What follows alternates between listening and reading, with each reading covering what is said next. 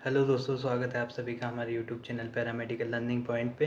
हम करा रहे हैं एमसीआरई लैब टेक्नीशियन एग्जामिनेशन की तैयारी, जिसमें हम टॉपिक वाइज अपने एमसीक्यूज़ कवर कर रहे हैं। कल हमने देखा था क्लिनिकल पैथोलॉजी पार्ट 1, जिसमें हमने यूरिन एग्जामिनेशन और स्टूल एग्जामिनेशन के कुछ क्वेश्चन कवर किए थे। आज की वीडियो होने वाली है हमारी क्लिनिकल पैथोलॉजी पार्ट 2, जिसमें हम कवर करेंगे कुछ स्टूल एग्जामिनेशन के क्वेश्चन और सीमन एग्जामिनेशन के एमसीक्यूज़ और हमारे सीएसएफ एग्जामिनेशन के एमसीक्यूज़।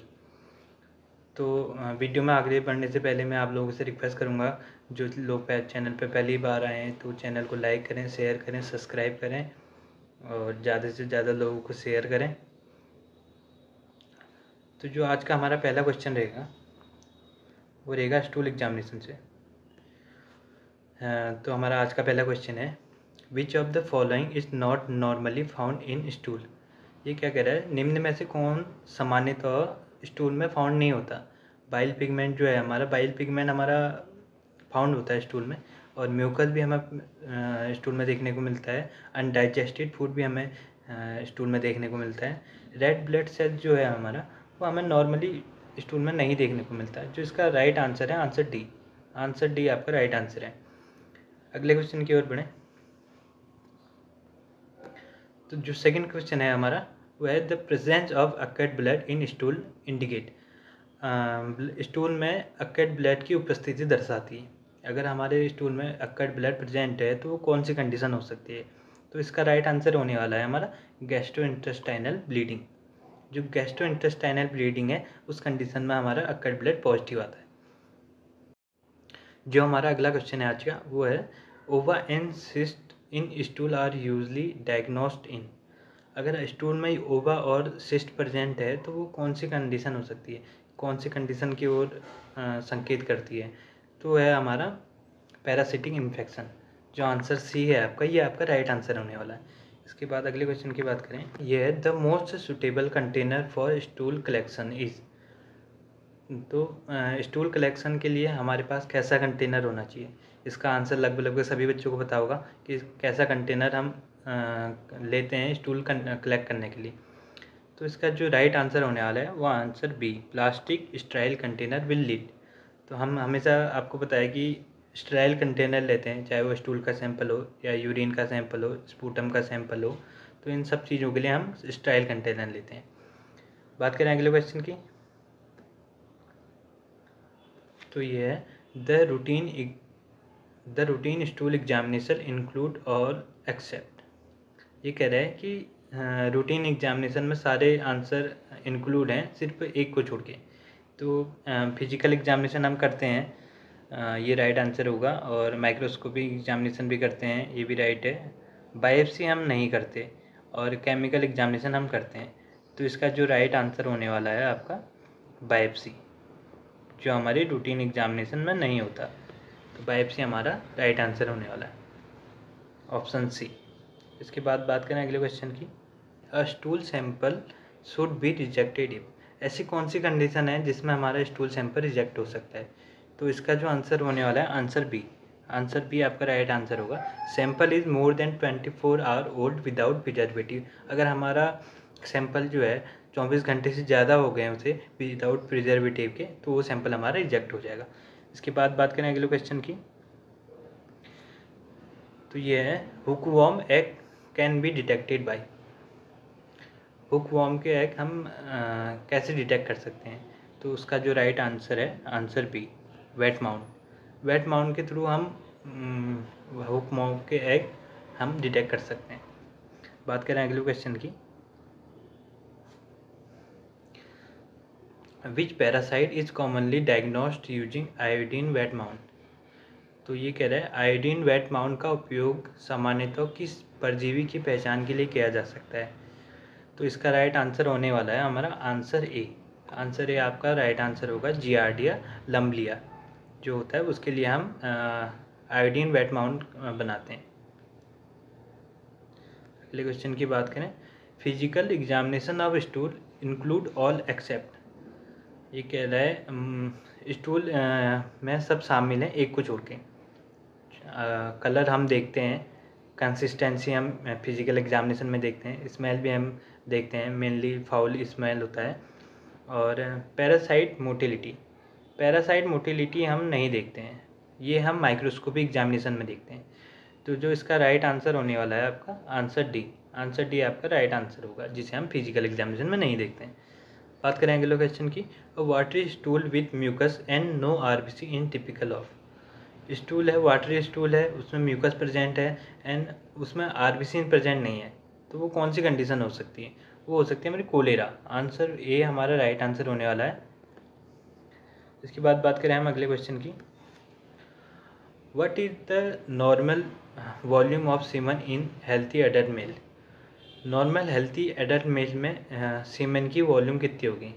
जो इसका राइट आंसर होगा, आंसर सी आपका राइट आंसर होगा 2 to 5 ml। 2 to 5 ml हमारा नॉर्मल हेल्थी मेल में की सीमेन वॉल्यूम होता है।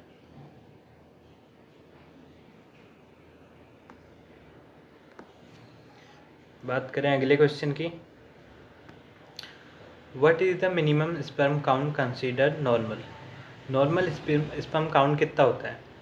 तो बात करें जो हेल्थी मेल में बात करें, नॉर्मल स्पर्म काउंट जो होता है हमारा वो होता है 15 मिलियन पर ml। आंसर बी आपका राइट आंसर होगा। बात करें हम अगले क्वेश्चन की, तो ये है हमारा, what is the normal pH of सीमेन।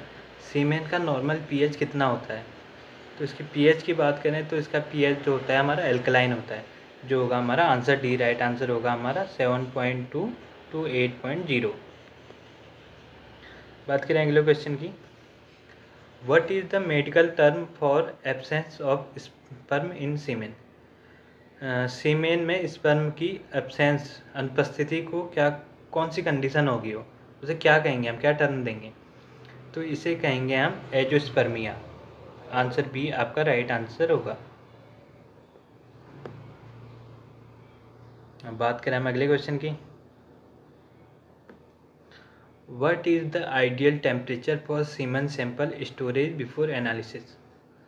तो हमारा एक आइडियल टेम्परेचर क्या होगा, हमारा सीमेन को डायग्नोसिस करने से पहले उसे हम कितने टेम्परेचर पर रखेंगे? नॉर्मली हम जो उसे टेम्परेचर पर रखते हैं, हम रखते हैं रूम टेम्परेचर पे, जो होता है हमारा 20 to 27 डिग्री पर रखते हैं। तो आंसर सी आपका राइट आंसर होने वाला है। के बाद बात करें अगले क्वेश्चन की, which of the following term refer to reduce sperm count. निम्न में से कौन सा शब्द कम शुक्राणु संख्या को दर्शाता है? तो ये है आपका आंसर सी, आपका राइट आंसर होगा ओलिगोस्पर्मिया। अगले बात क्वेश्चन की बात करें, हेमेटोस्पर्मिया रेफर्स टू। हेमेटोस्पर्मिया का मतलब क्या है? नाम में ही इसका आंसर छुपा है, हेमेटो मतलब ब्लड से रिलेटेड है, तो ये इसका राइट आंसर जो होगा हमारा आंसर बी, ब्लड इन सीमेन। हेमेटोस्पर्मिया क्या होता है? अगर आपके ब्लड में स्पर्म में ब्लड प्रेजेंट है तो वो कंडीशन होगी हेमेटोस्पर्मिया कहलाएगी। बात करें अगले क्वेश्चन की, what is the role of fructose in semen. Fructose का सीमेन में क्या कार्य है? आप सभी को पता होगा, मोस्टली जो लेबोरेटरी में वर्क कर रहे हैं उनको तो पता ही होगा कि फ्रुक्टोज का क्या वर्क रहता है सीमेन में। तो इसका राइट आंसर है प्रोवाइड एनर्जी टू स्पर्म। जो हमारा फ्रुक्टोज है प्रोवाइड करता है energy.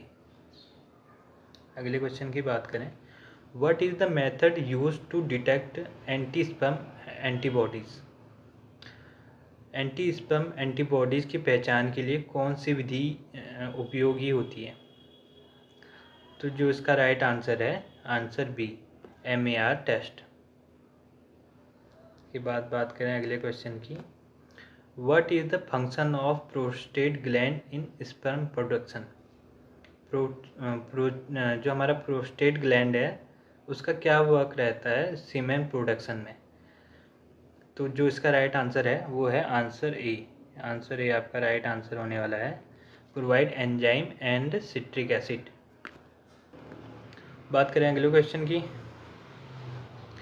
Which of the following is the normal appearance of CSF। CSF का नॉर्मल अपेयरेंस कैसा होता है, कैसा कलर का होता है? जो इसका राइट आंसर है आंसर बी आपका राइट आंसर होने वाला है, क्लियर। जो CSF होता है हमारा क्लियर और कलरलेस होता है। बात करें अगले क्वेश्चन की, CSF is collected from which side, CSF कौन से साइड से कलेक्ट किया जाता है? तो इसका जो राइट आंसर है लंबर पंचर L3 L4। जो हमारा CSF कलेक्ट किया जाता है L3 और L4 वर्टिब्राई जो है उनके बीच से किया जाता है। अगले क्वेश्चन की बात करें तो यह cobweb appearance of CSF is seen in. CSF में कूब वेब अपीयरेंस कौन सी कंडीशन में देखने को मिलेगा? तो उसका राइट आंसर होने वाला है, वो होने वाला आंसर बी। आंसर बी आपका राइट आंसर होने है। ट्यूबरकुलर मेनिंजाइटिस में आपका कूब वेब अपीयरेंस देखने को मिलता है। इसके बाद बात करें अगले क्वेश्चन की, यह है xanthochromia in CSF is due to. CSF में जेंथोक्रोमिया किस कारण से होता है? जो जेंथोक्रोमिया एक मतलब हमारे CSF को येलोइश कलर प्रोवाइड कराता है, तो होता है हमारे हीमोग्लोबिन के ब्रेक डाउन की वजह से। जो राइट आंसर है आपका हीमोग्लोबिन ब्रेक डाउन, आंसर भी आपका राइट आंसर होने वाला है। और ये कॉज कराता है हमारा सब एरेक्नोइड हेमरोजिक, ये कॉज कराता है सब एरेक्नोइड हेमरोजिक, जो इसकी कंडीशन होती है। इसके बाद बात करें हम अगले क्वेश्चन की, तो ये CSF protein level is increase in. CSF में प्रोटीन का लेवल बढ़ जाता है, कौन सी कंडीशन में बढ़ता है? तो बात करें इसकी राइट आंसर की, तो ये होने वाला हमारा answer B, bacterial meningitis. Bacterial meningitis में प्रोटीन का लेवल बढ़ जाता है। अगले क्वेश्चन की बात करें तो CSF ग्लूकोज इंडिकेट। CSF में ग्लूकोज लेवल कम होगा तो किस ओर इंडिकेट करेगा? तो जो इसका राइट आंसर होने वाला है उसका आपका ये होने वाला आंसर बी, ट्यूबरकुलर और बैक्टीरियल मेनिंजाइटिस में आपका ग्लूकोज लेवल कम हो जाता है। अगले क्वेश्चन की बात करें तो है CSF is produce by. CSF कहाँ से प्रोड्यूस होता है? जो इसका राइट आंसर है आपका वो है कोरोइडल प्लेक्सिस। ये होता है हमारा ependymal cell of choroidal plexus से CSF रिलीज होता है। तो इसका जो राइट आंसर है आपका आंसर सही है। इसके बाद अगले क्वेश्चन की बात करें तो है विच of the following is not a normal component of CSF। कह रहा है कि CSF का नॉर्मल कंपोनेंट नहीं है। तो ग्लूकोज है CSF में फाउंड होता है, प्रोटीन CSF में होता है, RBC हमें CSF में नहीं देखने को मिलती, लिम्फोसाइट हमें देखने को मिलते हैं। तो इसका जो राइट आंसर होगा आपका आंसर सी, RBC। ये हमारे CSF का कंपोनेंट नहीं है, आंसर सी आपका राइट आंसर होगा। के बाद बात करें अगले क्वेश्चन की, normal CSF contain how many WBC पर माइक्रोलीटर। हमारी CSF में WBC कितने माइक्रोलीटर प्रेजेंट होते हैं? जो इसका राइट आंसर है आपका आंसर बी, आंसर बी आपका राइट आंसर है। 0 to 5 माइक्रोलीटर हमारे WBC प्रेजेंट होते हैं नॉर्मल CSF में। बात करें अगले क्वेश्चन की, normal CSF protein level in adult are. CSF में नॉर्मल प्रोटीन लेवल क्या होता है अडल्ट में? तो जो इसका राइट आंसर है आपका ये है 15 से 45 mg पर DL। जो नॉर्मल लेवल होता है 15 से 45 mg पर DL इन अडल्ट में होता है, आंसर ये आपका राइट आंसर होने वाला है। इसी के साथ हमारी आज की क्लास यहीं पर समाप्त होती है। कल डिस्कस करेंगे अपने नए टॉपिक पे, नए टॉपिक से रिलेटेड हम MCQ देखेंगे। कल हमारा टॉपिक रहेगा बायोकेमिस्ट्री।